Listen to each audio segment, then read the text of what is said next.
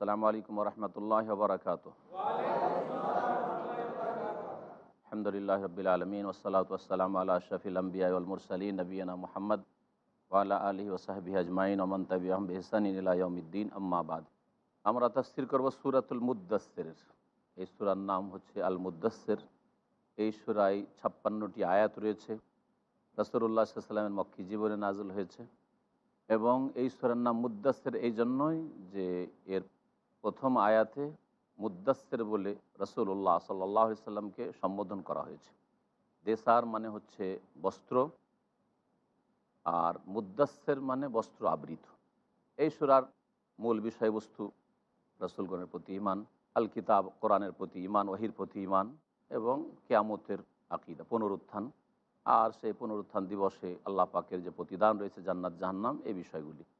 আর এর মাঝেই ওই কাফেরদের কথা বলা হয়েছে যেসব কাফেররা বিরুদ্ধাচরণের কারণে জাহান্নামের ইন্ধন হবে। আল্লাহ পাক ইরশাদ করছেন, বিসমিল্লাহির রহমানির রহিম, ইয়া আইয়ুহাল মুদ্দাসসির, হে বস্ত্র আবৃত। ইয়া আইয়ুহাল মুদ্দাসসির, ও হে বস্ত্র আবৃত, অর্থাৎ রাসূলুল্লাহ সাল্লাল্লাহু আলাইহি ওয়াসাল্লামকে এখানে বোঝানো হয়েছে। কারণ নবী করিম সাল্লাল্লাহু আলাইহি ওয়াসাল্লামের উপর প্রথম জীবনে যখন ওহী নাজিল হইতো তখন তিনি ভয়ে কম্পিত হতেন।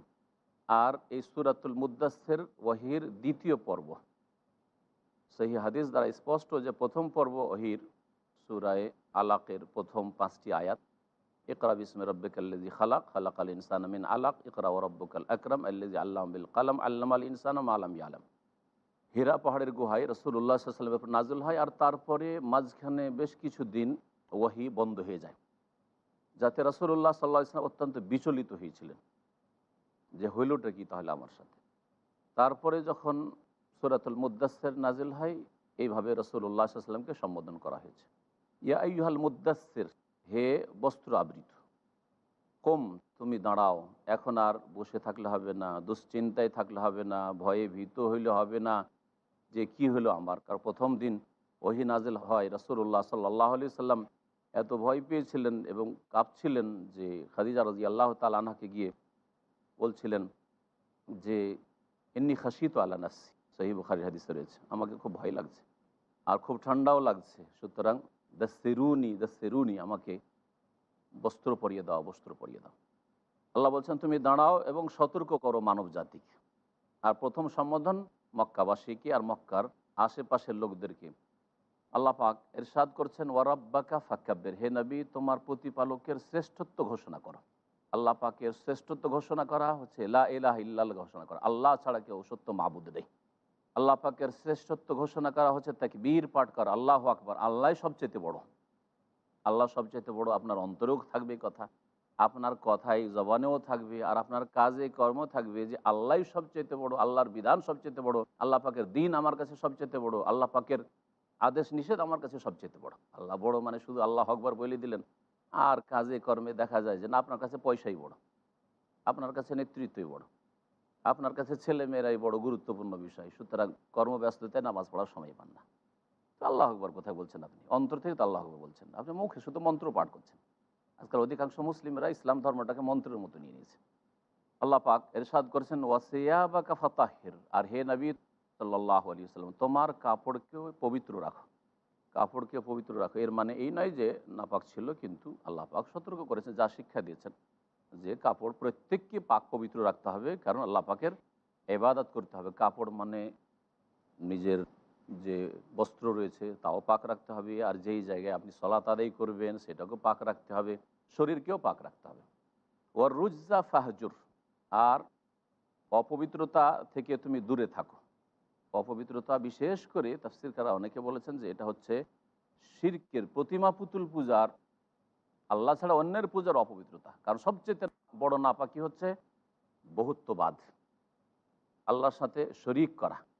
সুতরাং কেউ যদি আল্লাহ ছাড়া অন্যকে সিজদা করে, সে কবরের আকারই হোক আর কোনো পুতুল প্রতিমা দাঁড় করে হোক, এটা সবচেয়ে বড় অপবিত্রতা। এই জন্য আল্লাহ পাক সূরা তওবা বলেছেন, ইন্নামাল মুশরিকুনা নাজাস, নিঃসন্দেহে মুশরিক বহুত্ববাদীরা হচ্ছে নাপাক। আসলে অন্তর পবিত্র হয়নি, তাদের অন্তরে অপবিত্রতা নাপাকি ঢুকে আছে। অন্তরকে পাক করতে হবে ঈমান এবং ইসলাম দিয়ে, বিশ্বাস দিয়ে, আর নেক কাজের, ভালো কাজের কামনা বাসনা দিয়ে অন্যায় কাজ থেকে অন্তরকে বিরত রেখে, আর তারপরে শরীর পাক করতে হবে, কথাবার্তা আর আচার আচরণ পাক পবিত্র করতে হবে। আল্লাহ বলছেন ওয়ালা তামনুন তাস্তাকসির, আর হে নবী তুমি এমন অনগ্রহ করিও না যে অনগ্রহ দ্বারা তোমার উদ্দেশ্য থাকে তাস্তাকসির, অধিক পাওয়া, কারো উপকার করে যেন আমার সাথে আরও এর চেয়ে ভালো আচরণ করে অথবা আমি এর প্রতিদান পাই, এই উদ্দেশ্যে কখনো কোনো অনুগ্রহ কারো ওপর করবে না। এইরকম অনুগ্রহ করে খোঁটা দেবে না, যেটা অধিকাংশ মানুষের খারাপ চরিত্র। তার ওপর যদি কোনো অনুগ্রহ করে আর তারপরে কোনো একটি কথা হইলেই খোঁটা দিয়ে থাকে। বলে রব্বিকা ফাসবির, আর তোমার রবের উদ্দেশ্যে তুমি ধৈর্য ধারণ করো। ফাইজা নোকেরা ফিন নাকুর, সুতরাং শুনে রাখো যখন সিংগায় ফুক দিয়ে দেওয়া হবে, ইসরাফিল আলাইহিস সালামের ফুক, ফাযালিকা ইয়াউমাইযিন ইয়াউমুন আসির, এই দিনটি হবে বড়ই কঠিন দিন। আলাল কাফিরিনা গায়রু ইয়াসির, বিশেষ করে কাফেরদের ওপর এই দিন সহজ হবে না, মোটেই সহজ নয়। জারনি ওমান খালাকতু ওয়াহিদা, এই জারনি ওমান খালাকতু ওয়াহিদা আয়াত নম্বর 11 থেকে শুরু করে আয়াত নম্বর 26 পর্যন্ত এমন এক ব্যক্তির কথা উল্লেখ করা হয়েছে, যেই ব্যক্তি রাসূলুল্লাহ সাল্লাল্লাহু আলাইহি ওয়াসাল্লামের জামানায় মক্কার সবচাইতে ধনাঢ্য ব্যক্তি ছিল, আর জনের দিক থেকে জনবলেও বড় শক্তিশালী ছিল। এই ব্যক্তির মধ্যে একটু নম্রতা দেখেছিল কাফের মুশরিকরা মক্কার, বিশেষ করে আবু জাহাল দেখলে যে তো নরম হয়ে গেছে ইসলামের ক্ষেত্রে, একবার একটা ভালো মন্তব্য করে দিয়েছিল কোরআন সম্পর্কে, যে কোরআন তো ইন্না লাহু লাহালাওয়া, কোরআন তো খুব মিষ্টি ভাষা, এর মতো মিষ্টি ভাষা যে আমি কখনো শুনিনি। ওয়াইন্না আলাইহি লাতালাওয়া, আর এর অলঙ্কার তো অত্যন্ত সুন্দর অলঙ্কার। এই কথা ওরা ধারণা করেছিল যে মুসলিম না হয়ে যায়, ইসলাম কবুল না করে নেয়। ওয়ালিদ বিন মুগীরা, এই ওয়ালিদ বিন মুগীরার কথা এই সূরাতে উল্লেখ করা হয়েছে আয়াতগুলিতে, আর এর কথা সূরা কালামে আল্লাহ পাক উল্লেখ করেছে আয়াত নম্বর 10 থেকে 16-তে। আল্লাহ পাক তার সম্পর্কে এই আয়াতগুলি নাযিল করেছেন। কেন? যখন কাফের মুশরিক এরকম বললো যে তুমি এইরকম ভালো মন্তব্য করে দিলা, প্রশংসা করে দিলা মনে হচ্ছে কোরআনের আর মুহাম্মাদের, তাহলে তুমি কি তোমার ধর্ম ছেড়ে দিবে বাবা দাদার? না, আর একটা ঠিক করে মন্তব্য করো। তখন সে বলে আচ্ছা একটু চিন্তা করে দেখি। আর চিন্তা করার পরে বললো যে এ হচ্ছে জাদু। আল্লাহ পাক ওই বিষয়টি এখানে উল্লেখ করেছেন। তাহলে যারা দুনিয়াকে কামড়ে ধরে আছে, পয়সার স্বার্থে অথবা নেতৃত্বের স্বার্থে সত্যকে জানার পরে সত্য গ্রহণ করতে পারে না, বাতিল কি বাতিল বললে অন্যায়কে অন্যায় জানার পরেও, ভুলকে ভুল জানার পরেও ত্যাগ করতে পারে না। অনেকে নিজের পদমর্যাদা, মান সম্মান, আমি পীর, আমি এখানকার বুজুর্গ, আমি যদি এখন বলি দিই যে এইগুলো শিরক, এগুলো বিদআত, তাহলে আমার মান সম্মান চলে যাবে সমাজ থেকে। এটা সবচেয়ে বড় বাধা সত্য গ্রহণে অনেকের জন্য, বিশেষ করে যারা জেনে শুনে অন্যায় কাজ করে তাদের ক্ষেত্রে এটা বড় বাধা। এর জন্য এই ধন সম্পদের লোভ লালসা বাধা হয়েছিল, যে মক্কায় আমার ব্যবসার শেষ নেই, ধন সম্পদের শেষ নেই, সব তো ক্ষতিগ্রস্ত হয়ে যাবে যদি আমি রাসূলুল্লাহ সাল্লাল্লাহু আলাইহি ওয়াসাল্লামের প্রতি ঈমান নিয়ে আসি। যারনি, আল্লাহ বলছেন আমাকে ছেড়ে দাও, আমান খালাকতু ওয়াহিদা, আর যাকে একাকী করে বা এককভাবে আমি সৃষ্টি করেছি। অর্থাৎ এও বাপের এক ছেলে ছিল আর ওর বাপও বাপের এক ছেলে ছিল। সে বলতো আনা আল ওয়াহিদ ইবনুল ওয়াহিদ, আমি এককের ছেলে, আমিও বাপের এক ছেলে আর আমার বাবাও। যাকে আমি এককভাবে সৃষ্টি করেছি ওর সাথে আমাকে ছেড়ে দাও, আমি বোঝাপড়া করছি। ওয়াজআলতু লাহু মালাম মামদুদা, আর তার অঢেল ধন সম্পদ আমি করেছি, আমি তাকে অঢেল ধন সম্পদ দিয়েছি। ওয়াবানিনা শুহুদা, আর এমন সন্তানাদি দান করেছি যারা সব সময় তার ডানে বামে উপস্থিত থাকে। কোন মানুষের ছেলে মেয়েরা সবসময় বাড়িতে উপস্থিত থাকে? যাদের ভোগবিলাসের জীবন, অভাব নেই, সুতরাং কাজকর্মে যাওয়ার প্রয়োজন নেই, ডিউটিতেও যাওয়ার প্রয়োজন নেই, বিদেশেও রুজি রোজগারের জন্য যাওয়ার প্রয়োজন নেই, কাজ বাড়িতে বসে বসে আমাদের রুজি রোজগার চলে আসে, পয়সার অভাব নেই, যাবো কেন? তো আল্লাহ পাক রব্বুল আলামিন এর অবস্থা এরকম বলেছেন। ওয়াম্মাহাদতু লাহু তামহিদা, এবং তার জন্য আমি জীবনকে করেছিলাম সচ্ছল সুগম, সুখময় জীবন দিয়েছিলাম। সুম্মায়াত মান আজিদ, তারপরেও মন ভরেনি, তারপরে সে লোভী ছিল যে আমি যেন আরও বেশি দিই।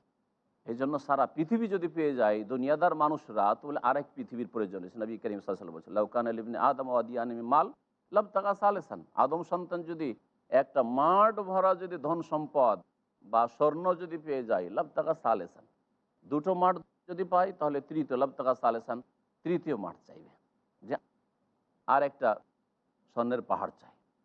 ওয়ালা ইয়ামলাউ জাওফা ইবনে আদম ইল্লা তুরাব, আর আদম সন্তানের পেট এত জাহান্নামের মতো বড় যে মাটি ছাড়াও ভরপুর হবে না। অর্থাৎ যখন মরবে তখন ওর পেটটা ভরে, মরার আগে পেট ভরবে না। এটা হচ্ছে দুনিয়ামুখী মানুষের অবস্থা। আর যারা দিনমুখী আখেরাতমুখী না, তাদের মধ্যে কানাআত রয়েছে, পরিতৃপ্তি রয়েছে, তারা অল্পতেই পরিতুষ্ট। আল্লাহ পাক যেন আমাদেরকে এই পরিতুষ্টি দান করেন। আল্লাহ পাক ইরশাদ করছেন, কাল্লা, কখনো না, এর নিয়ামত ছিনিয়ে নেব। ইন্নাহু কানালে আয়াতেন আনিদান, নিঃসন্দেহে এই ওয়ালিদ বিন মগীরা আমার নিদর্শন সমূহের সাথে সে বিরুদ্ধাচরণ করেছে, বিরুদ্ধাচরণকারী। সাউর হে কহু সাউদা, শীঘ্রই তাকে আমি উঠাবো আজাবের পাহাড়ে, জাহান্নামের আগুনের পাহাড়ে তাকে উঠাবো। আল্লাহ পাক একে জাহান্নামে আগুনেরই পাহাড় আর জাহান্নামের মধ্যে, এতে আল্লাহ পাক রবের উঠতে বলবেন আর উঠিয়ে শাস্তি দেবেন। ইন্নাহ ফাক্কারা ও কাদ্দার, কারণ এ চিন্তা করলো, চিন্তা করার পরে সিদ্ধান্ত নিল। ওকে যখন আবু জাহাল বলে যে না, ঠিক করে বলো, তুমি ভুল বলেছো, এই কোরআন সম্পর্কে এইরকম কেন মন্তব্য তোমার, ভালো ইতিবাচক মন্তব্য কেন, বিরূপ মন্তব্য কোনো একটা করো যেটাতে আমাদের ধর্মের সমর্থন রয়েছে। তখন সে চিন্তা করে স্থির করলো, ফাকোতেলা কাইফা কাদ্দার, আল্লাহ পাক বলছেন যে সে ধ্বংস হোক, কোতেলা মানে সে ধ্বংস হোক, তার সর্বনাশ হোক। কাইফা কাদ্দার, কেমন সে সিদ্ধান্ত করলো। তুম্মা কোতেলা কাইফা কাদ্দার, অতঃপর আরও আমি আল্লাহ বলছি যে সে বারবার ধ্বংস হোক। কাইফা কাদ্দার, কেমন সে সিদ্ধান্ত পেশ করলো। তুম্মা নাজার, তারপরে লোকজনের দিকে তাকালো। তুম্মা আবাসা অবাসার, আর যেন এক চিন্তাশীল ছিল, এতক্ষণ চিন্তা করেছিল, এটা ভান করার জন্য সে কী করলো, সে ভুরু কুঞ্চিত করলো, ভুরু কুঞ্চিত করলো, অবাসার, আর মুখ বাঁকালো, মুখ বাঁকালো। কোরআন ভালো জিনিস না। তুম্মা আদবার, তারপরে পিছনে চলে গেল। ওয়াস্তাকবার, পিছনে ফিরে গেল। ওয়াস্তাকবার, আর অহংকার প্রদর্শন করলো। এই সব মন্দ গুণ আল্লাহ পাক এর উল্লেখ করেছেন। ফাকাল, সুতরাং সে শেষখানে মন্তব্য করলো, ইন হাজা ইল্লা সেহরুন ইউসার, এইটি তো জাদু ছাড়া আর কিছুই না, যা চিরাচরিত চলে আসছে। এই জাদু ছাড়া কোরআন আর কিছুই না। আমি ভালো করে চিন্তা করে দেখলাম যে কোরআন হচ্ছে জাদু।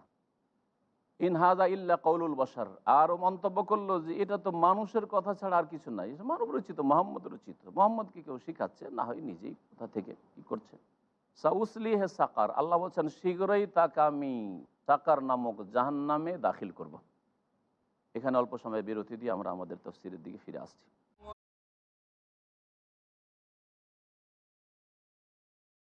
সম্মানিত ভাতৃমণ্ডলী, ফিরে আসি আমাদের তাফসীরের দিকে। আল্লাহ পাক রব্বুল আলামিন সূরা মুদ্দাসসিরের আয়াত নম্বর 26-এ ইরশাদ করছেন, সাউসলি হে সাকার ওমা আদরাকা মা সাকার, শীঘ্রই আমি এই ওয়ালিদ বিন মগীরা ধনাঢ্যকে সাকার নামক জাহান্নামে দাখিল করব। ওমা আদরাকা মা সাকার, আর হে নবী তুমি কি জানো যে সাকার কি জিনিস? এই জাহান্নাম সাকার নামক যেটা, সেটা কি জিনিস? লা তুবকি ওয়ালা তাজার, যা কোনো গোশত অবশিষ্ট রাখবে না, ওয়ালা তাজার, আর কোনো শিরা উপশিরাও ছেড়ে দেবে না, কোনো মাংসপেশিও ছেড়ে দেবে না। লা তুবকি ওয়ালা তাজার, জীবিতও রাখবে না, যে জীবন আছে তো সুখ শান্তিতে আছে, এইরকম কোনো সুখের জীবনও হবে না। আর ওয়ালা তাজার, আর মৃত অবস্থায়ও ছেড়ে দেবে না, অর্থাৎ মওতও আসবে না। যেমন অন্য একটি সূরা আল্লাহ বলছে, লা ইয়ামুতু ফিহা ওয়ালা ইয়াহইয়া, সূরা আলে আল্লাহ বলছেন জাহান্নামে জাহান্নামীরা না হায়াত পাবে, শান্তির কোনো জীবন পাবে, অথচ হায়াত আছে, না হলে জ্বলছে কী করে। তো আল্লাহ বলছেন লা ইয়ামুত, আর না তাদের মৃত্যু হবে, মৃত্যু হবে না, যে আরাম পেয়ে যায়, মৃত্যু হলে আরাম পায়, আর কোনো শান্তির জীবনও পাবে না। তো এই তাফসীরও কেউ কেউ করেছেন। লাওয়াহাতুল বাশার, যা চামড়াকে ঝলসিয়ে দেবে। আলাইহা তিসাত আশার, এই জাহান্নামের দায়িত্বে 19 জন ফেরেশতা রয়েছে। আল্লাহ বলছে জাহান্নামের দায়িত্বে 19 জন ফেরেশতা রয়েছে। এটা আল্লাহ পাকের গাইবের সংবাদ। সুতরাং গাইব, এই অদৃশ্যে বিশ্বাস করতে হবে। এই জাহান্নামের 19 জন ফেরেশতা, এরা হচ্ছেন যারা নেতৃত্ব দেবেন। বাকি অসংখ্য ফেরেশতা আল্লাহ পাক রব্বুল আলমিনের রয়েছে জাহান্নামের দেখাশোনার জন্য। এটাই তাফসীরকাররা বলেছেন। কারণ আল্লাহ পাক বলছেন আলাইহা মালাইকাতুন গিলাযুন শিদাদ, জাহান্নামের রক্ষী, জাহান্নামের রক্ষী অসংখ্য আছে। মালাই গিলাজ, এখানে বহু বচন আল্লাহ পাক বলেছেন, এবং এখানে সংখ্যা বলেননি। তো এমনি সাধারণ ফেরেশতার সংখ্যা অসংখ্য হবে। এই জন্য সামনের আয়াতে আল্লাহ পাক রব্বুল আলামিন বলছেন, ওমা জাআলনা আসহাবান্নার ইল্লা মালাইকা, আর জাহান্নামের রক্ষী আমি ফেরেশতা ছাড়া, মালায়েকা ছাড়া আর কিছুই করিনি। অর্থাৎ জাহান্নামের রক্ষী জিনও না, যে জিনদের সাথে সহানুভূতি দেখাবে, জিনদেরকে যেমন জাহান্নামে জ্বালা হবে, স্বজাতি যখন, তো এদের সাথে একটু সমবেদনা পেশ করি, এদের সাথে একটু সহযোগিতা করি। যেমন মানুষ জুলুম করতে করতে অনেক সময় দয়া চলে আসে, মায়া চলে আসে। হ্যাঁ, মানুষ যারা পাহারাদার তাদের অনেক সময় জেলখানায় থাকলো মায়া চলে আসে। দীর্ঘদিন ধরে এই লোকটি জেলে রয়েছে, তারা এর সাথে একটু ভালো আচরণ করা যাক, আর কত থাকবে জেলে। হ্যাঁ, তো আল্লাহ পাক ফেরেশতা রেখেছেন, জিনও না আর মানুষও না জাহান্নামের রক্ষী।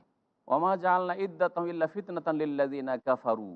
আর এই যে সংখ্যা আমি ১৯-এর সংখ্যা বললাম, এটা যে আমি নির্ধারণ করেছি বা এটা জানিয়েছি, এটা যারা অস্বীকারী কাফের তাদের জন্য পরীক্ষা স্বরূপ। কাফের অস্বীকার করে দিবে, ১৯ কেন, ২০ কেন নয়, আর এই এমন কেমন কেমন কথা হলো, জাহান্নাম আবার বলছে ১৯ ফেরেশতা। এক একটি ফেরেশতার কত যে শক্তি আল্লাহ পাক রব্বুল আলামিন ভালো জানে। লিয়াস্তাইকিনাল্লাযিনা উতুল কিতাব ওয়া ইয়াজদাদাল্লাযিনা আমানু ঈমানা। আর কাফের ছাড়া আহলে কিতাব রয়েছে, যাদের কাছে তাওরাত ইনজিলের জ্ঞান রয়েছে, আর মুমিনরা রয়েছে যাদের কাছে আল কোরআনের জ্ঞান রয়েছে।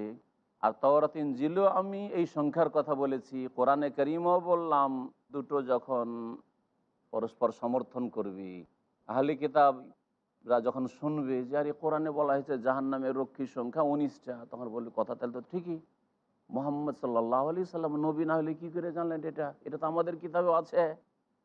তো এতে হবে কি, তারা বিশ্বাসী হবে, ঈমান ইসলামের দিকে ফিরে আসবে।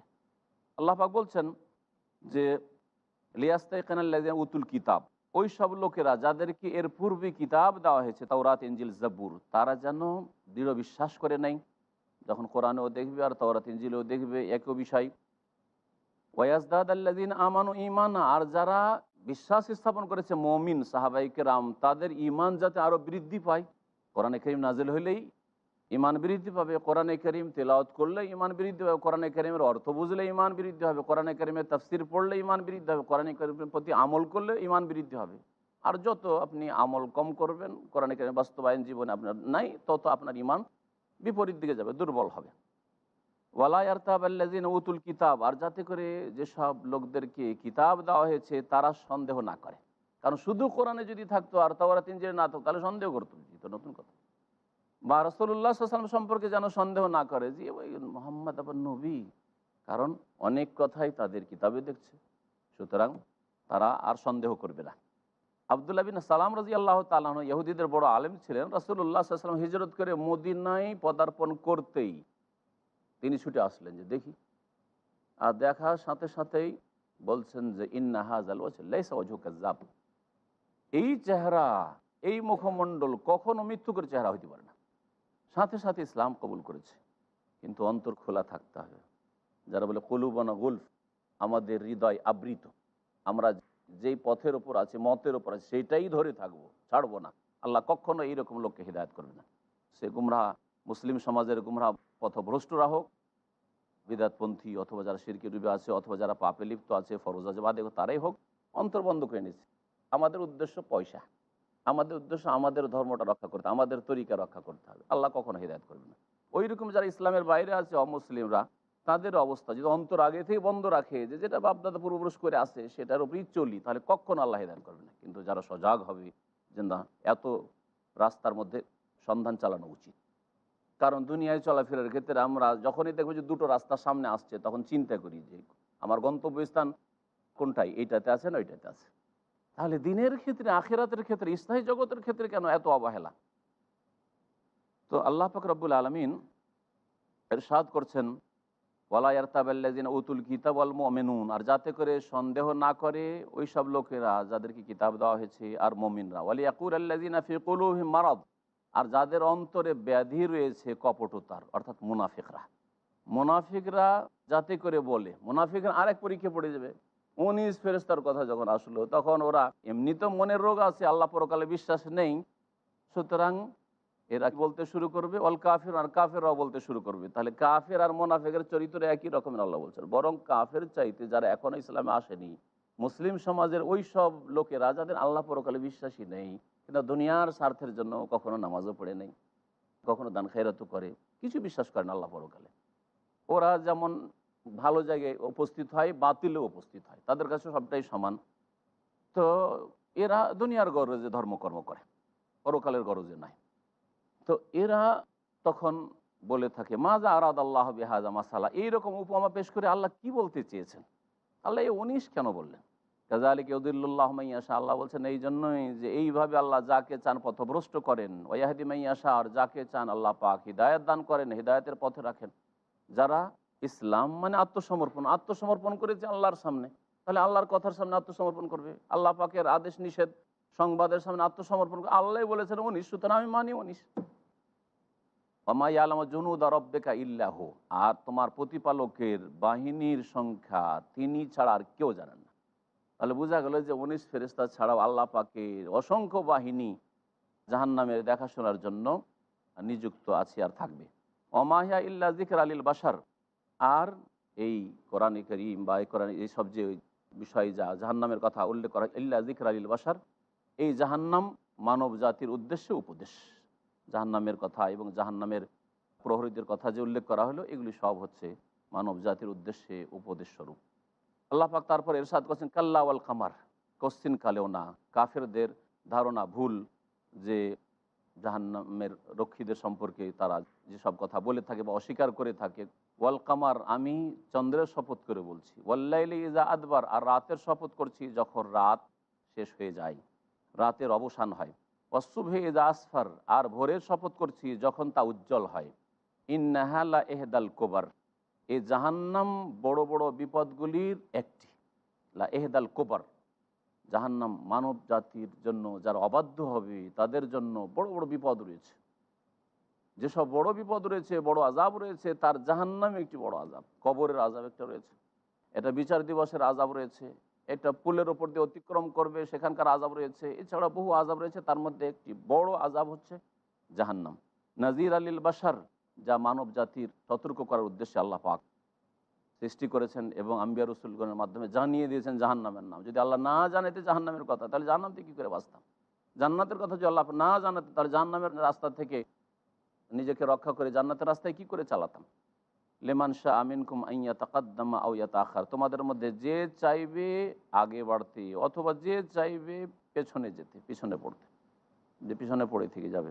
কে চায় যে দুনিয়ার ক্ষেত্রে পেছনে পড়ে থেকে যায়? একই সাথে লেখাপড়া করেছেন, কম্পিটিশন করেছেন, আগে বাড়বো, হ্যাঁ, একই সমাজে বসবাস করেন আর কম্পিটিশন, পয়সার কম্পিটিশনে লেগে আছেন, বাড়ি ঘর তৈরি করার কম্পিটিশন লেগে আছেন, গাড়ির কম্পিটিশন লেগে আছেন, আর আখেরাতের ক্ষেত্রে কোনো কম্পিটিশন নেই, বরং পিছনে পড়ে আছে, টেরই পাই না, লায়ে সরুন, কোনো অনুভূতি নেই। সময় শেষ হয়েছে। আল্লাহ পাক রব্বুল আলামিন যেন আমাদের ভুল ভ্রান্তি দূর করে দেন। আল্লাহ পাক রব্বুল আলামিন যেন আমাদের জান্নাতুল ফিরদাউস দান করেন। আল্লাহ পাক রব্বুল আলামিন আমাদের, আর আল্লাহ পাক আমাদের ওহী মোতাবেক জীবন গড়ার তৌফিক দান করেন। সাল্লাল্লাহু আলা নবিয়িনা মুহাম্মদ ওয়া আলা আলিহি ওয়া সাহবিহি আজমাইন।